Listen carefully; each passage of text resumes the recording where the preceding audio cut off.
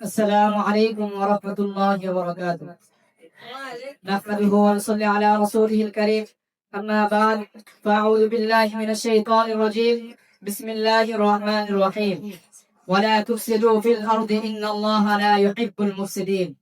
وقال رسول الله صلى الله عليه وسلم الكفر ملة واحدة.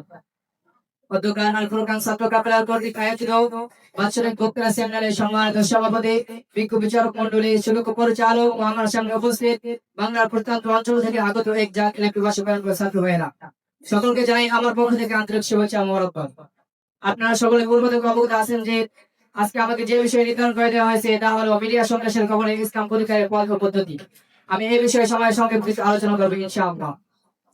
প্রিয় উপস্থিতি, একটি সমাজের পরিচয় বহন করে তার নিজস্ব শিক্ষা, সংস্কৃতি এবং কৃষ্টি তামাদ্দুন, যার প্রত্যেকটি প্রসার বিকাশ সম্পূর্ণভাবে নির্ভরশীল আধুনিক বিজ্ঞানের যুগে মিডিয়ার উপর তাকিয়ে দেখুন মিডিয়ার কার্যক্রম কত ক্রিয়াশীল, যা মুহূর্তের মধ্যে একটি সভ্য জাতিকে অসভ্য এবং একটি অসভ্য জাতিকে সভ্যের শিল লাগিয়ে বিশ্বের দারিদ্র্যে পৌঁছে দেয়।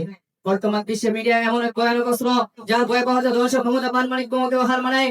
কারণ সামরিক অগ্রসর একটা সমাজকে তাৎক্ষণিকভাবে ধ্বংস করলেও তা সমূল বিনাশ হয় না, কিন্তু মিডিয়া অগ্রসর একটা সমাজকে মনস্তাত্ত্বিকভাবে পঙ্গু করে নেশা জাতীয় দুর্বল নেয়, ধীরে ধীরে তার নিজস্ব শিক্ষা সংস্কৃতিকে বিচ্যুত করে অন্যের গোলামে পরিণত করে, যা সামরিক অগ্রসর দ্বারা সম্ভব হয় না। প্রিয় উপস্থিতি, পৃথিবীর অবস্থিত সন্ত্রাসী গোষ্ঠীগুলোর অন্যতম হলো এই মিডিয়া সন্ত্রাস, যার অধীনে কাজ করে intelligent media, electric media, print media ও নিউজ মিডিয়া। আজকে আমরা যদি ইন্টেলিজেন্ট মিডিয়া তথা গোয়েন্দা মিডিয়ার দিকে তাকাই, তাহলে দেখতে পাই বিশ্বের মধ্যে যারা মহলে আছেন সমাসীন, তাদের সবার রয়েছে এই মিডিয়া। বিশ্ববাদ আমেরিকার রয়েছে সিআইএ, ইয়াহুদিবাদ ইসরায়েল সন্ত্রাসী ইসরায়েলের রয়েছে মোসাদ, বস্ত্রবাদ রাশিয়া রয়েছে কেজিবি, রাক্ষণবাদ ভারতে রয়েছে আন্তর্জাতিক গোয়েন্দা সংস্থা, যারা মুসলিম রাষ্ট্রগুলো দেশপ্রেমিক ইমানদার প্রতিবাদের হত্যা, গুম, অপহরণ করার মাধ্যমে মুসলিম রাষ্ট্রগুলোকে প্রতিবাদ শূন্য করার অপরাধ গ্রহণ করেছে। কিন্তু মিডিয়ার মাধ্যমে এগুলোকে সম্পূর্ণভাবে দামা চাপা দিতে সক্ষম হচ্ছে। অত্যন্ত পরিতাপের বিষয়, আমরা আল্লাহ তাআলার কর্তৃত্ব নির্বাচিত শ্রেষ্ঠ জাতি হয়েও আজ আমাদের হাতে কিছুই নেই। তাকিয়ে দেখুন আমাদের গৌরবোজ্জ্বল সোনালী অতীতের দিকে, যা আজ ইতিহাসের পাতায় বাকরুদ্ধ হয়ে গুমড়ে গুমড়ে কাছে।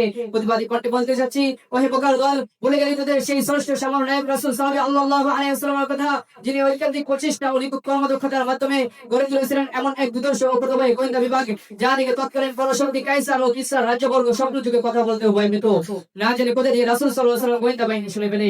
প্রিয় উপস্থিতি, হিজরি সপ্তম শতকের গোড়া দিকে গোটা পৃথিবী জুড়ে যখন মুসলমানদের জয় জয়কার একদিকে মধ্য আফ্রিকায় ইসলামের পতাকা বাঁক করে উড়তে শুরু করেছে, অপরদিকে ভূমধ্য সাগরের ওপর স্পেনেও ইসলামের সচেতন বাণী পৌঁছে গেছে, ওদিকে ভারত উপমহাদেশের জনগণ দলে দলে ইসলাম গ্রহণ করতে শুরু করেছে, তখন ইহুদি খ্রিস্টান বলতে আর বাকি রইল না, সমগ্র যুদ্ধে মুসলমানদের সামনে টিকতে পারবে না। তাই শুরু করলো ভিন্ন কৌশল, পিছন থেকে গভীর ষড়যন্ত্র, যা 18 শতকের শেষ দিকে মিডিয়া সন্ত্রাসের রূপ লাভ করে। প্রিয় উপস্থিতি, মিডিয়া সন্ত্রাসের সবচেয়ে বড় লক্ষ্য ইসলাম ও মুসলমানদের ধর্মীয় চেতনা। এই ক্ষেত্রে তারা মুসলমানদের দুর্গম দেশে শিক্ষার প্রতি জনগণকে বিচ্ছিন্ন করার মধ্যে দিয়ে দেশ থেকে এমনকি গোটা পৃথিবী থেকে ইসলামকে চিরতরে নিশ্চিহ্ন করে দেওয়ার হীন ষড়যন্ত্র মেতে উঠেছে। তারা এক যুগে প্রচার করেছে মাদ্রাসাগুলোতে সুশিক্ষা দেওয়া হয় না, বরং শিক্ষা দেওয়া হয় জঙ্গিবাদের তৈরি করা হয় সন্ত্রাসী এবং বাজে। মিডিয়া সন্ত্রাসের দ্বিতীয় টার্গেট হলো হকানি আলিম উলামা। তাই তো দেখা যায় সকল তাগুদের সঙ্গে ঐক্যবদ্ধ হয়ে একযোগে প্রচার করেছে আলিম রহল বোমাবাজ সন্ত্রাসী সমাজের বোঝা ও সৃষ্টিকারী। তাদের এই বলে হিংসা আলোচনা থেকে বাদ করেছে না,